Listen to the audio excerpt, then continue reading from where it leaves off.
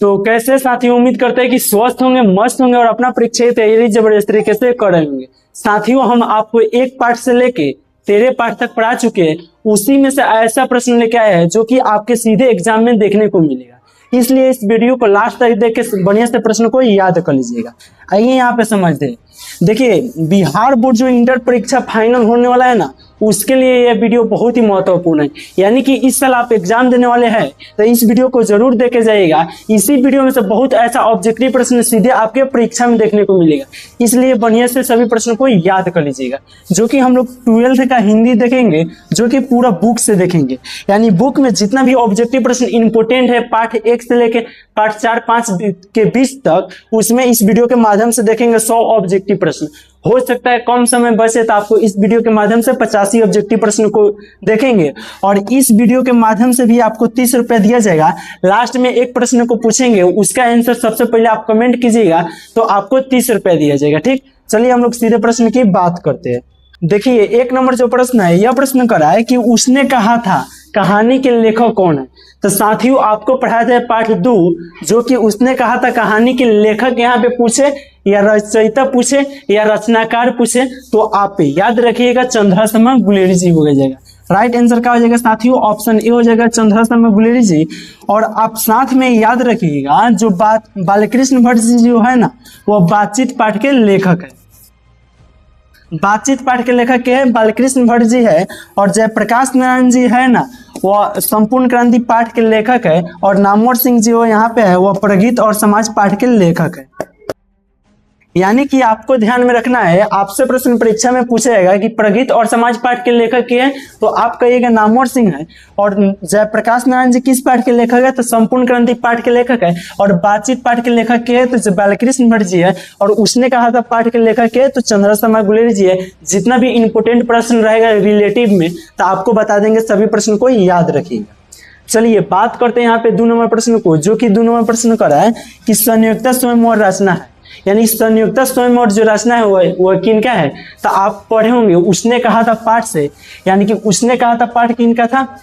संयुक्त स्वयंवर रचना है वो बालकृष्ण भट्ट जी का पाठ था। तो बहुत कोई ऑप्शन ए लगा देगा, काहे कि सोचेगा बातचीत पाठ में से ही ना यह प्रश्न आया है। तो आप याद रखिएगा संयुक्त स्वयंवर रचना है वो श्रीनिवास दास जी का है। बहुत कोई ऑप्शन ए लगा देगा जो कि बिल्कुल गलत हो जाएगा। आप याद रखिएगा संयुक्त स्वयंवर हो जाएगा। राइट आंसर क्या हो जाएगा? श्रीनिवास दास जी। इसलिए राइट आंसर जो होगा वो ऑप्शन सी हो जाएगा। आइए बात करते हैं 3 नंबर प्रश्न को, जो कि 3 नंबर प्रश्न कर रहा है कि दिनकर जी की पहली काव्य पुस्तक कौन सी है। यानी कि साथियों, आपको बताना है इनमें से जो है वह दिनकर जी की पहली काव्य पुस्तक कौन सी है। तो आप याद रखिएगा प्रणभंग जो है ना, वह पहली काव्य पुस्तक है। किनका पहली है? तो दिनकर जी का है। बढ़िया से प्रश्न को याद रखिएगा।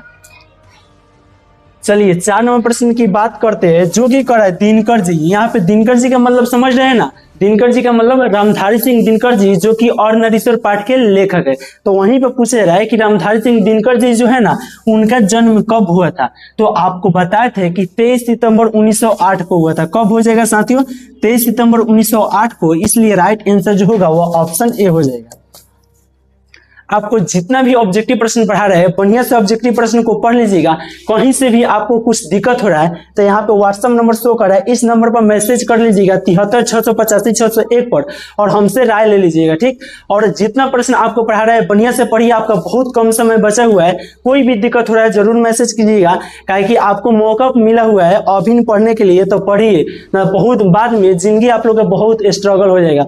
जिंदगी में आपको लगेगा ही नहीं कुछ कर पाएंगे। इसलिए समय आपका है अभी, तो बढ़िया से पढ़ाई कीजिए, ना तो बाद में बहुत ऐसा होगा। ठीक, बढ़िया से रिजल्ट लाइए लोग पढ़ के। आइए बात करते हैं 5 नंबर प्रश्न को, जो कि करा है दिनकर जी की पहली कविता किस पत्रिका में प्रकाशित हुआ था। यानी कि दिनकर जी के तो कविता था, लेकिन पहली जो कविता था वह किस पत्रिका में प्रकाशित हुआ था। तो आप याद रखिएगा ऑप्शन ए करा है छात्र सहोदर या छात्र पत्रिका या छात्र मित्र या इनमें से कोई नहीं। तो आप याद रखिए कि इसमें हुआ था छात्र सहोदर में हुआ था। इसलिए राइट आंसर जो होगा वो ऑप्शन ए हो जाएगा। बढ़िया से प्रश्न को याद करके रखिएगा, और जो भी प्रश्न आपका याद है उसका कमेंट करके बताते रहिए। ठीक, चलिए इसका अगर आप लोग का आंसर मालूम है तो कमेंट कीजिए।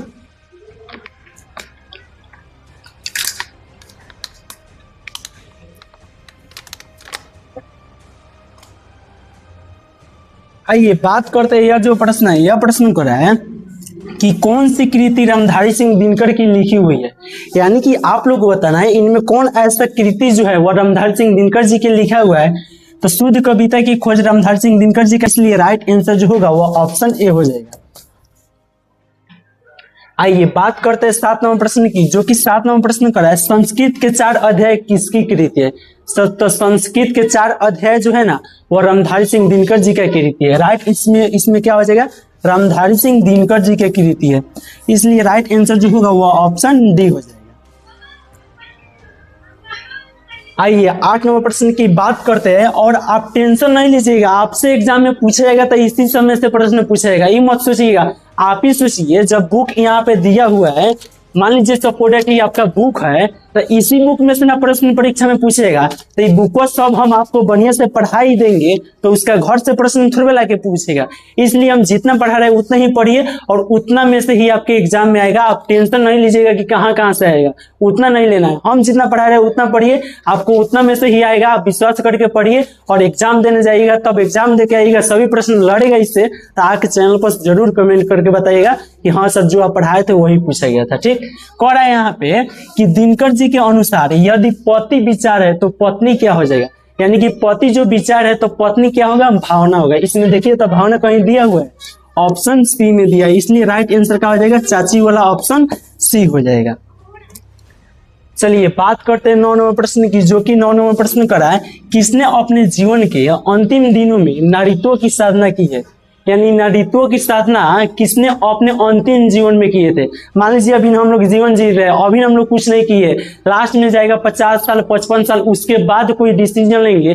उसी प्रकार से पूछे रहे अंतिम जीवन में किसने नारीत्व की साधना किए थे, तो उसी प्रकार से गांधी जी ने किए थे, जो कि आप 10 रुपये 20 रुपये देख रहे हैं। गांधी जी को पहचानते हैं ना, देखिए आपको बता रहे, यह देखिए यहाँ पे नोट है, सभी नोट पर है, तो यही किए थे, क्या किए थे, नारीत्व की साधना किए थे अंतिम दिनों में। ठीक, बढ़िया से प्रश्न को याद रखेंगे। और देखिए यहाँ पे 50 रुपए है ना, इसी में से 20 गो रुपए हम रखे, यानी कि 30 गो रुपए देंगे इसी वीडियो में। आप बढ़िया से प्रश्न को याद कीजिए, लास्ट में वो प्रश्न पूछेंगे, आप कमेंट करके सबसे पहले बताइएगा। हम जानते हैं कि यहाँ पे मान लीजिए 50 स्टूडेंट देख रहे हैं, तो सब कोई कमेंट करेंगे सही, बट सबसे पहले क्या करेंगे, उनको 50 रुपए देंगे। ठीक, 50 रुपए नहीं 30 रुपए देंगे। तो बढ़िया से प्रश्न को देखते रहिए और कमेंट करके लास्ट में बताइएगा, और लास्ट में ही पूछेंगे आपसे। ठीक, आइए 10 नंबर प्रश्न की बात करते हैं, दिनकर जी की पहली कविता कब प्रकाशित हुआ था। यानी कि दिनकर जी जो थे ना, उनका पहली जो कविता था वह कब प्रकाशित हुआ था, तो आप याद रखिएगा। ऑप्शन ए कर रहा है 1920 में, या 1925 में, या 1930 में, या 1935 में। तो साथियों आप याद रखिएगा 1925 में हुआ था। कब हुआ था, 1925 में हुआ था, इसलिए राइट आंसर जो होगा वो ऑप्शन बी हो जाएगा। चलिए यहाँ पे जो प्रश्न दिखाई दे रहा है उसका आंसर मालूम है तो कमेंट करके आप बताइए। आइए यहाँ पे 11 नंबर प्रश्न की बात करते हैं, जो कि कह रहा है पुरुष जब नारी का गुण लेता है तब वह देवता बन जाता है, किंतु नारी जब नर का गुण सीखती है तब वह राक्षस हो जाती है। यह कथन किसका है। यानी कि यह जो कथन है वह किनका है, तो साथियों आप याद रखिएगा प्रेमचंद जी का है, इसलिए राइट आंसर जो होगा वह ऑप्शन सी हो जाएगा। राइट आंसर का हो जाएगा साथियों ऑप्शन सी हो जाएगा, प्रेमचंद जी का है।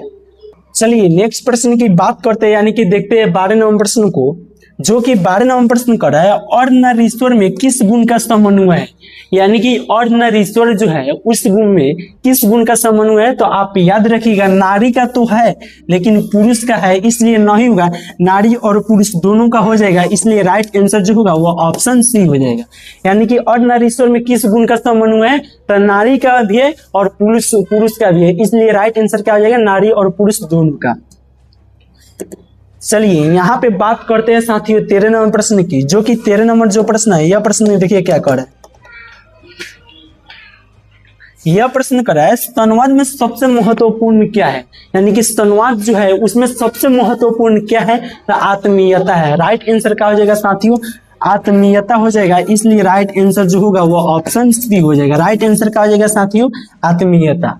बात करते हैं 14 नंबर प्रश्न की, जो कि 14 नंबर प्रश्न करा है बातचीत के माध्यम से बालकृष्ण भट्ट जी क्या बतलाना चाहते हैं। यानी कि लाना चाहते हैं या बतलाना चाहते हैं, तो आप याद रखिएगा बातचीत की शैली बतलाना चाहते हैं, यहाँ पे बतलाना चाहते होगा। ठीक, इसलिए राइट आंसर जो होगा वो ऑप्शन ए हो जाएगा। आइए ना बात करते हैं 15 नंबर प्रश्न की, जो कि कह रहा है भट्ट जी को किसने अंग्रेजी साहित्य के एडिशन और स्टील के श्रेणी में रखा था? रामचंद्र शुक्ल ने रखे थे। किसने रखे थे साथियों? रामचंद्र शुक्ल ने रखे थे। इसलिए राइट आंसर जो होगा वो ऑप्शन सी होगा। इस वीडियो के माध्यम से 85 ऑब्जेक्टिव प्रश्न पढ़ाया जाएगा। इसके बाद वाला जो वीडियो आएगा उसमें भी 50 यानी कि 100 ऑब्जेक्टिव प्रश्न आपको बताया ना। तो इस वीडियो के माध्यम से कितना प्रश्न पढ़ा देंगे? 50 गो। और इसके बाद में आएगा तो 50 ऑब्जेक्टिव प्रश्न पढ़ा देंगे, यानी कि 100 ऑब्जेक्टिव प्रश्न हो जाएगा। ठीक, 50 ही ऑब्जेक्टिव प्रश्न पढ़ाएंगे इसमें। आप बढ़िया से प्रश्न को याद रखिएगा। ठीक, चलिए यहाँ पे कह रहा था, इसको पढ़े ना। कह रहा है कि रविशन कुर्सो 16 वर्ष के उपरांत किसके मुख से एक बात सुने थे? यानी कि रविशन कुर्सो जो थे ना वो 16 वर्ष के उपरांत किसके मुख से एक बात सुने थे? तो फ्राइडे के मुख से एक बात सुने थे। राइट आंसर क्या हो जाएगा साथियों? ऑप्शन ए हो जाएगा, फ्राइडे के मुख से एक बात सुने थे। चलिए बात करते हैं 17 नंबर प्रश्न की, जो कि कह रहा है आर्ट ऑफ कन्वर्सेशन कहाँ के लोगों में सर्वाधिक प्रचलित है? तो आप याद रखिएगा, अफ्रीका के लोगों में तो नहीं है, ना भारत के लोगों में है, यूरोप के लोगों में राइट आंसर हो जाएगा। यानी कि प्रश्न आपसे पूछा गया था कि आर्ट ऑफ कन्वर्सेशन कहाँ के लोगों में सर्वाधिक प्रचलित है? यूरोप के। आर्ट ऑफ कन्वर्सेशन को बोलने की कला कहते हैं। इसलिए राइट आंसर का हो जाएगा चाची वाला, ऑप्शन सी हो जाएगा, यूरोप के। चलिए बात करते हैं 18 नंबर प्रश्न की, जो कि कह रहा है कौन सी रचना बालकृष्ण भट्ट की है? यानी कि इसमें से पूछे रहा है कौन ऐसा रचना जो है वो बालकृष्ण भट्ट जी का है? तो रेल का विकट खेल जो है ना वो बालकृष्ण भट्ट जी का है। इसलिए राइट आंसर जो होगा वो ऑप्शन ए हो जाएगा। चलिए बात करते हैं यहाँ पे 19 नंबर प्रश्न की, जो कि कह रहा है कि कौन सी रचना बालकृष्ण भट्ट जी का नहीं है? साथियों यहाँ पे पूछ रहा है कौन ऐसा रचना जो है वो बालकृष्ण भट्ट जी का नहीं है। तो 3 गो को देखना होगा कौन कौन है। तो ऑप्शन ए कर रहा है नूतन ब्रह्मचारी, यह बालकृष्ण भट्ट जी का है तो नहीं होगा। ऑप्शन बी कर रहा है 100 अजान 1 सुजान, यह भी बालकृष्ण भट्ट जी का है तो नहीं हो जाएगा। ऑप्शन सी कर रहा है सद्भाव का अभाव, तो यह भी बालकृष्ण भट्ट जी का है तो नहीं होगा। परीक्षा गुरु बालकृष्ण भट्ट जी का नहीं है, तो यही राइट आंसर हो जाएगा दादी वाला, ऑप्शन डी। यानी कि बालकृष्ण भट्ट जी का इसमें से रचना कौन नहीं है? तो परीक्षा गुरु नहीं है। और आपसे प्रश्न परीक्षा में पूछा जाएगा कि 100 अजान 1 सुजान मैंने किनका रचना का, इनका क्या है, किसका है लिखा हुआ? तो आप कहिएगा बालकृष्ण भट्ट जी का लिखा हुआ है। यानी कि नूतन ब्रह्मचारी किनका लिखा हुआ है? तो बालकृष्ण भट्ट जी का है। सद्भाव का अभाव भी बालकृष्ण भट्ट जी का है। इस प्रकार से भी प्रश्न आपसे परीक्षा में पूछा जाएगा तो आप बता दीजिएगा। बात करते हैं साथियों रविशन कुर्सो को कब तक मनुष्य का मुख देखने को नहीं मिला था? तो 16 वर्ष तक नहीं मिला था। कब तक देखने को मनुष्य का मुख नहीं मिला था? तो 16 वर्ष तक। इसलिए राइट आंसर चाची वाला, ऑप्शन सी हो जाएगा। आइए ना बात करते हैं 21 नंबर प्रश्न को, जो कि कह रहा है बातचीत से मन किस प्रकार के हो जाता है? यानी कि बातचीत करने पर मन किस प्रकार का हो जाता है? हल्का और स्वच्छ हो जाता है। कैसे हो जाता है साथियों? हल्का और स्वच्छ हो जाता है। इसलिए राइट आंसर जो होगा वह चाची वाला, ऑप्शन सी हो जाएगा। चलिए बात करते हैं 22 नंबर प्रश्न की, जो कि कह रहा है बोलने से ही मनुष्य के रूप का साक्षात्कार होता है, यह किसने कहा? यानी कि बोलने से, देखिए एडिसन का राय था कि असल बातचीत सिर्फ 2 व्यक्तियों में हो सकता है। तो किनका था? तो एडिसन का था। तो यहाँ पे इसका ना इसका चर्चा नहीं किया हुआ है, यानी कि बेन जॉनसन हो जाएगा। पूछा गया था कि बोलने से ही मनुष्य के रूप का साक्षात्कार होता है, यह किसने कहे थे? तो आप याद रखिएगा बेन जॉनसन ने कहे थे। इसलिए राइट आंसर बाबू वाला, ऑप्शन बी हो जाएगा। चलिए बात करते हैं 23 नंबर प्रश्न की, जो कि 23 नंबर प्रश्न करा है कौन सी रचना बालकृष्ण भट्ट जी द्वारा रचित नहीं है? फिर पूछा रहा है कौन ऐसा रचना है जो बालकृष्ण भट्ट जी द्वारा रचित नहीं है? यहाँ पे देखिए प्रभावती जो है वो बालकृष्ण भट्ट जी द्वारा रचित है तो यह नहीं होगा। बेनिसहार भी बालकृष्ण भट्ट जी द्वारा रचित है तो नहीं होगा। मेघदूतम बालकृष्ण भट्ट जी द्वारा रचित नहीं है तो यही हो जाएगा, क्या कि मेघनाथ वध जो है ना वह बालकृष्ण भट्ट जी द्वारा रचित है। राइट आंसर कौन हो जाएगा साथियों? ऑप्शन सी हो जाएगा। मेघदूतम जो है वह बालकृष्ण भट्ट जी द्वारा रचित नहीं है, इसलिए राइट आंसर क्या हो जाएगा? ऑप्शन सी हो जाएगा। चलिए बात करते हैं 24 नंबर प्रश्न की साथियों, जो कि 24 नंबर प्रश्न कर रहा है कि असल बातचीत सिर्फ 2 व्यक्तियों में ही हो सकती है, यह किसका मत है? यानी कि यह किसका मत है? तो एडिसन का मत है। किनका मत है? एडिसन का है। इसलिए राइट आंसर जो होगा वह ऑप्शन ए हो जाएगा। आइए ना बात करते हैं 25 नंबर प्रश्न की, जो कि कह रहा है कि बालकृष्ण भट्ट जी का निवास स्थान कौन सा है? यानी कि इसमें से बालकृष्ण भट्ट जी का लखनऊ उत्तर प्रदेश है? नहीं है। इलाहाबाद उत्तर प्रदेश है, इसलिए राइट आंसर जो होगा वो बाबू वाला ऑप्शन बी हो जाएगा। चलिए बात करते हैं 26 नंबर प्रश्न की, जो कि 26 नंबर प्रश्न करा है। उसने कहा था कहानी कब लिखी गई थी? तो उसने कहा था कहानी जो था ना वो कब लिखा गया था? प्रथम विश्व युद्ध के तुरंत बाद में लिखा गया था। तो देखिए तो प्रथम विश्व युद्ध से पहले लिखा गया था? नहीं, प्रथम विश्व युद्ध के तुरंत बाद लिखा गया था। यस, यानी कि राइट आंसर का आ जाएगा साथियों प्रथम विश्व युद्ध के तुरंत बाद, इसलिए राइट आंसर का आ जाएगा ऑप्शन बी हो जाएगा। चलिए बात करते हैं 27 नंबर प्रश्न की, जो कि 27 नंबर प्रश्न का है। अर्धनारीश्वर शंकर और पार्वती का किस प्रकार के रूप है? यानी कि अर्धनारीश्वर शंकर और पार्वती का किस प्रकार से रूप है? तो आप कहिए कल्पित है। देखिए तो इसमें कल्पित कहीं लिखा हुआ है? ऑप्शन बी में लिखा हुआ है, इसलिए राइट आंसर का आ जाएगा बाबू वाला ऑप्शन बी हो जाएगा। चलिए बात करते हैं 28 नंबर प्रश्न की, जो कि 28 नंबर प्रश्न का है। उसने कहा था कहानी में किस शहर का चित्रण है? तो उसने कहा था कहानी में अमृतसर का चित्रण है। अमृतसर कहाँ हो जाएगा साथियों? ऑप्शन ए में हो जाएगा, इसलिए राइट आंसर जो होगा वो ऑप्शन ए हो जाएगा। चलिए बात करते हैं यहाँ पे, देखिए आप लोग हो सके तो वीडियो देख लीजिए, उसके बाद फिर से ओमार सीट पर क्वेश्चन बैंक है ना, बता रहा है आपको, भले समझ ज्ञान हो तो कहा आपको बता देते हैं। यहाँ पे एक रखे हुए इसमें होगा तो बताएंगे, कोई भी किनिएगा, इसमें नहीं दिया हुआ है, ये पहले का है इसलिए मैंने गोला करने वाला होगा, इस तरह होगा गोला करने वाला। मान लीजिए यहाँ पे मान लीजिए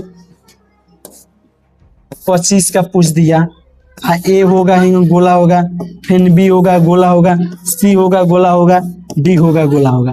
तो इस तरह मान लीजिए 25 का ऑप्शन बी हुआ तो पूरा गोला करने वाला रख लीजिए और गोला कीजिएगा। इसमें से हल को बाहर ना बढ़ना चाहिए ना आधा नहीं होना चाहिए, यानी कि पूरा परफेक्ट होना चाहिए। आप गोला करने के भी एक्सपीरियंस कर लीजिए ताकि आप एग्जाम में जाइएगा तो बहुत जल्दी कर लीजिएगा।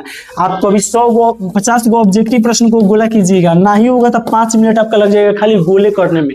इसलिए आप बढ़िया से गोला करने का अभिनय से प्रैक्टिस कर लीजिए ताकि आपको दिक्कत नहीं होगा। ठीक, 29 नंबर प्रश्न करा है कि उसने कहा था कब प्रकाशित की गई थी? तो उसने कहा था जो ना 1915 में प्रकाशित किया गया था। कब प्रकाशित किया गया था? 1915 में, इसलिए राइट आंसर जो होगा वो ऑप्शन ए हो जाएगा। बात करते हैं साथियों 30 नंबर प्रश्न की, जो कि करा है लाहना सिंह के गांव का क्या नाम था? तो लाहना सिंह के गांव का नाम जो था ना वो माझे था। आपसे प्रश्न परीक्षा में पूछा जाएगा कि लाहना सिंह के गांव का क्या नाम था, तो कहिएगा माझे नाम था। ठीक,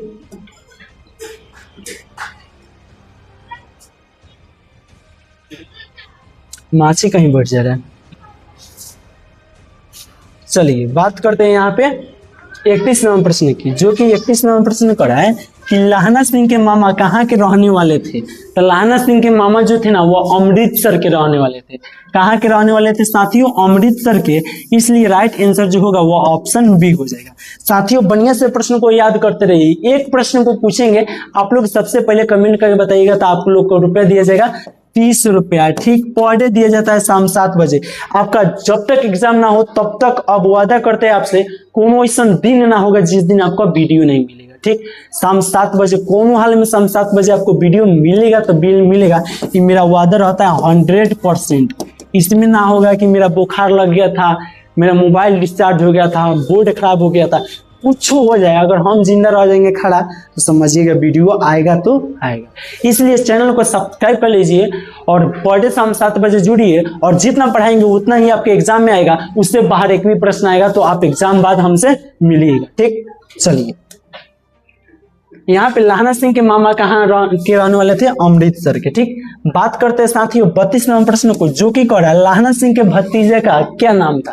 यानी कि लाहना सिंह के भतीजे जो थे ना उनका नाम क्या था? तो आप याद रखिएगा कीरत सिंह था। लाहना सिंह के भतीजे का नाम क्या था साथियों? तो कीरत सिंह था, इसलिए राइट आंसर जो होगा वो ऑप्शन ए हो जाएगा। बढ़िया से प्रश्न को याद रखिए और सब कोई कमेंट करके बताते रहिए। इससे क्या होगा, कमेंट कीजिएगा तो आपका एक्सपीरियंस बना रह जाएगा। ठीक, और चलिए नेक्स्ट प्रश्न की बात करते हैं। आप अगर इसका आंसर जानते होंगे तो कमेंट करके बताइए। सब मछली इसी पे आगे बढ़ता है, सब मालूम है क्या? लाइट रहता है सबको मजा आता है। इसका आंसर कमेंट करके बताते रहिए, तो पानी पी लेते हैं।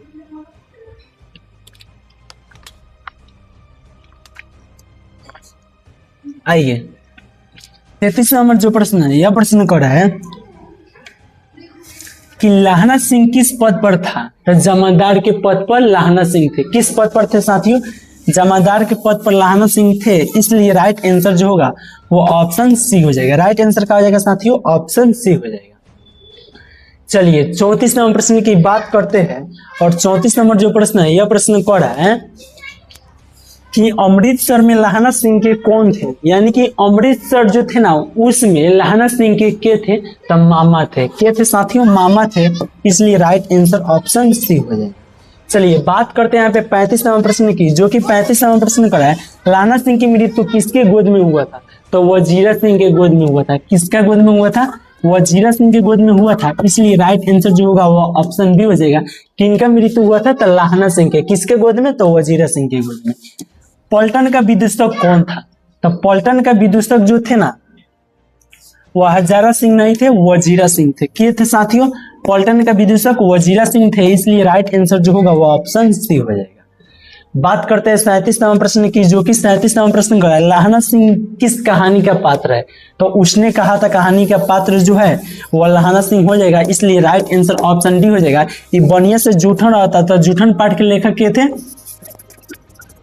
तो आप याद रखिएगा जूठन पाठ के लेखक जो थे वो ओम प्रकाश वाल्मीकि जी थे, और तिरिच पाठ के लेखक उदय प्रकाश जी थे। आप साथ में याद रखिएगा। बात करते हैं 38 नंबर प्रश्न की, जो कि कह रहा है बचपन में लाहना सिंह लड़की से बार बार कौन सा प्रश्न करते। तो लड़की से बार बार प्रश्न करते थे, टेढ़ी कुड़माई हो गई, यानी कि राइट आंसर जो होगा वो ऑप्शन सी हो जाएगा। राइट आंसर क्या हो जाएगा? ऑप्शन सी हो जाएगा, टेढ़ी कुड़माई हो गई।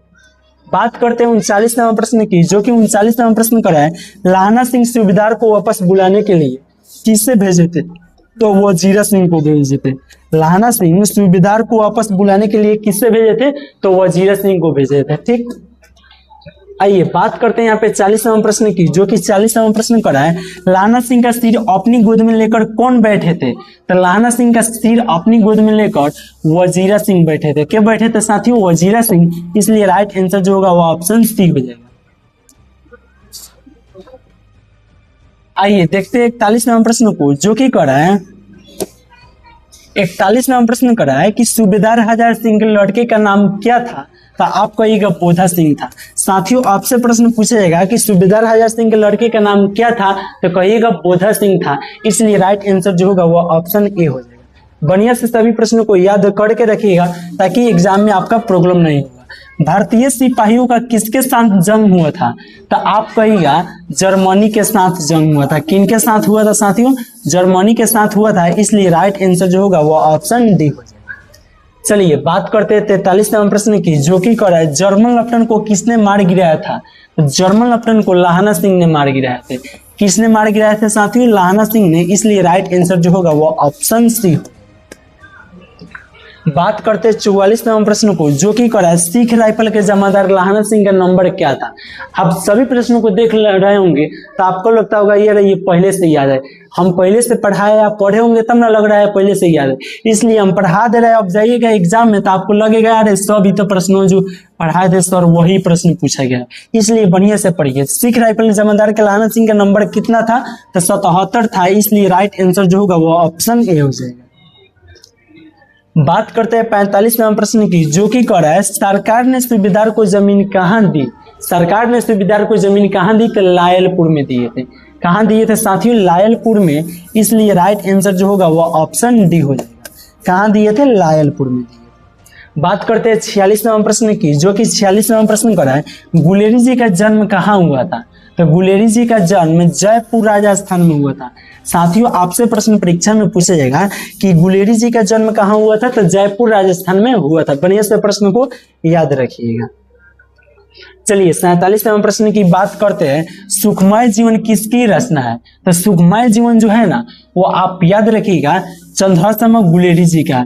आपसे प्रश्न परीक्षा में पूछेगा कि सुखमय जीवन किसकी रचना है, तो आप कहिएगा चंद्रशर्मा गुलेरी जी का है। ठीक, बढ़िया से प्रश्न को याद रखे रहिएगा। ठीक, चलिए आंख लगता है खराब हो गया। एक दिन चश्मा बना के वीडियो बनाए थे तो बहुत कोई लगता होगा स्टाइल मारते। दिन भर इतना लाइट में रहिए, प्लस में इस पर भी पढ़ाइए। उसके बाद टाइपिंग, इसको बहुत अकाउंट को लिखना पड़ता है, लिखने के बाद यहाँ पे सजाना पड़ता है, इस पर लाना होता है अकाउंट को, प्रश्न को बहुत मेहनत करना पड़ता है।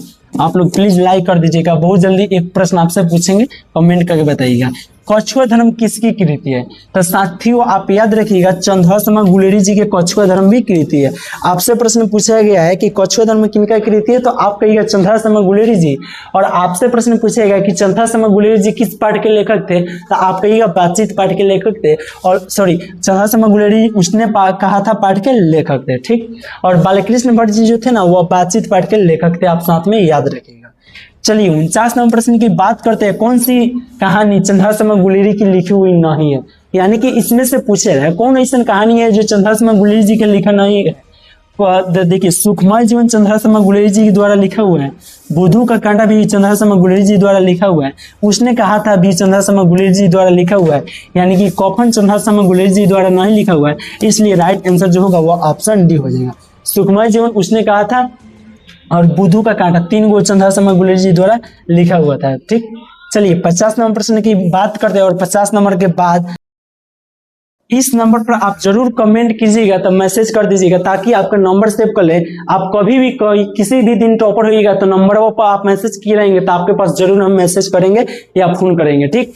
तो आप टॉपर होइएगा तो बहुत आसानी से, देखिए आपको फिर याद दिला देते हैं। यहाँ पे 30 गो रुपए जो है ना, 50 गो रुपए है, इसमें से 20 गो रुपए निकालेंगे, इसी में से 30 गो रुपए आपके पास भेजेंगे, ठीक। तो बढ़िया से क्या करना है, 1 मिनट भी नहीं लगेगा, आपको सिर्फ कमेंट करके इस नंबर पर मैसेज कर देना है, ठीक। और इसका PDF भी आपको बिल्कुल फ्री में दे देंगे। आपको ये वो कमेंट कीजिएगा, 30 रुपए मिलेगा। बढ़िया से देखते रहिए, बहुत जल्द प्रश्न लाने वाले। कह रहा है गुलेरी जी किस गांव के मूल निवासी थे, तो गुलेर गांव के मूल निवासी थे, इसलिए राइट आंसर जो होगा वो ऑप्शन बी हो जाएगा। बढ़िया से प्रश्न को देख लिए आप। अब इधर हम करके इधर पूछेंगे, उसी का कमेंट करके सबसे पहले बताइएगा। देखते हैं सबसे पहले कमेंट करके के बता पाता है, इसका कमेंट कीजिए। अब जो उपजा कौन सी रचना बालकृष्ण भट्ट जी का है, 18 का कमेंट करना है।